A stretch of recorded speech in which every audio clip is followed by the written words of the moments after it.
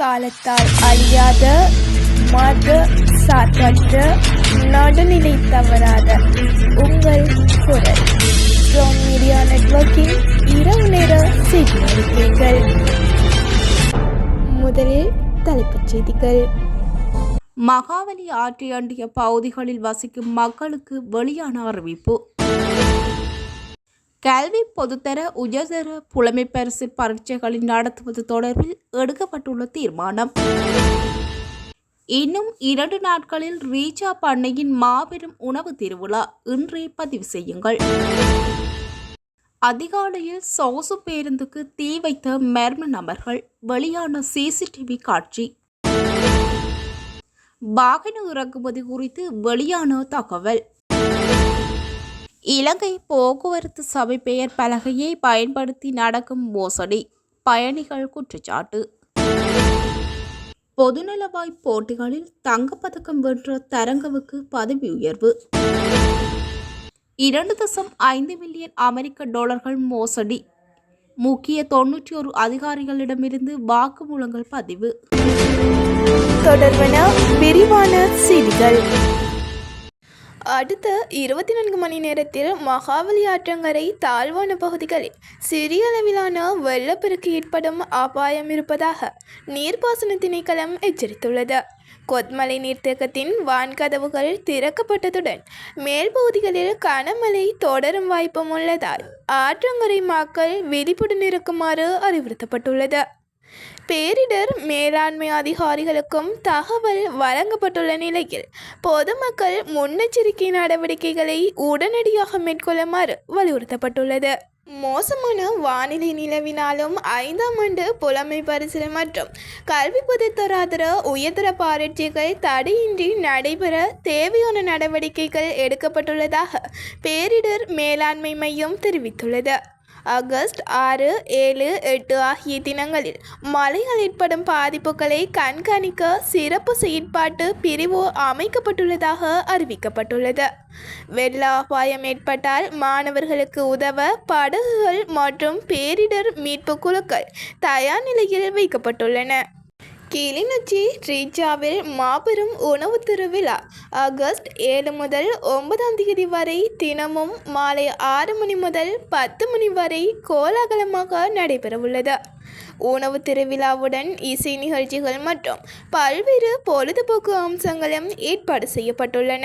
பங்கேற்க விரும்புவோர் 077777234 என்ற இலக்கத்தை தொடர்பு கொண்டு டிக்கெட்களை முன்பதிவு செய்து இணைந்து கொள்ளலாம்.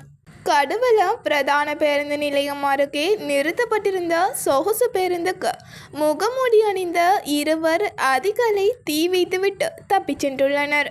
சம்பவம் சிசிடிவியில் பதிவாகியுள்ள நிலையில் பேருந்தில் உறங்கியிருந்த ஓட்டுநரும் நடத்துனரும் உயிர் தப்பியுள்ளனர்.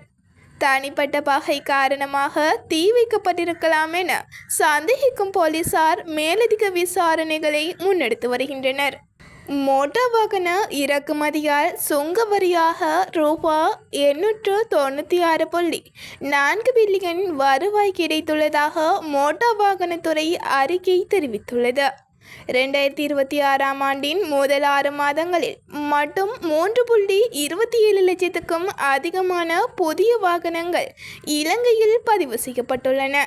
உள்நாட்டு வாகன உற்பத்தி மற்றும் மின்சார வாகனங்களின் வளர்ச்சி வாகனத்துறையின் புதிய முன்னேற்றத்தை சுட்டிக்காட்டுவதாக அறிக்கையில் குறிப்பிடப்பட்டுள்ளது. SLTB பெயர் பலகையை பயன்படுத்தி அனுராதபுரத்தில் உள்ள உணவகம் ஒன்றில் பயணிகளிடம் கூடுதல் கட்டணம் வசூலிக்கப்படுவதாக குற்றச்சாட்டு எழுந்துள்ளது. உணவகத்தில் சுகாதாரமற்ற கழிப்பறை வசதிகளும் வழக்கத்தை விட ரூ.30 முதல் ரூ.40 வரை அதிக விலையும் அறவிடப்படுவதாக பயணிகள் தெரிவிக்கின்றனர். சம்பவம் தொடர்பில் SLTB நுகர்வோர் அதிகார சபை மற்றும் சுகாதார அதிகாரிகளின் உடனடி நடவடிக்கை எடுக்க வேண்டும் என பொதுமக்கள் கோரிக்கை விடுத்துள்ளனர். பொதுநலவாய போட்டியில் ஈட்டி எறிதலில் தங்கம் வென்ற விமானப்படை வீரர் ரோமேஷ் தரங்கவுக்கு பதவி உயர்வு வழங்கப்பட்டுள்ளது. கோப்ரல்ஸ் பதவியில் இருந்த அவர் தாய்நாட்டுக்கு பெருமை சேர்த்த சாதனையை அங்கீகரித்து சார்ஜென்ட் பதவிக்கு உயர்த்தப்பட்டார். விமானப்படை தளபதி ரோமேஷ் தரங்கவுக்கும் அவரது பயிற்சியாளர் மற்றும் உடன்பயிற்சி உதவியாளருக்கும் விசேட நிதி பரிசுகளை வழங்கி கௌரவித்தனர். 2.5 மில்லியன் அமெரிக்க டாலர் மாயமான சம்பவம் தொடர்பில் 91 அதிகாரிகளிடம் வாக்குமூலம் பதிவு செய்யப்பட்டுள்ளதாக அமைச்சர் ஆனந்த் விஜயபால தெரிவித்துள்ளார். வங்கி கணக்கு தகவல்கள் மற்றும் டிஜிட்டல் ஆதாரங்களை பெற 5 வெளிநாடுகளிலிருந்து தகவல் கோரப்பட்டுள்ளதாகவும் அவர் கூறினார்.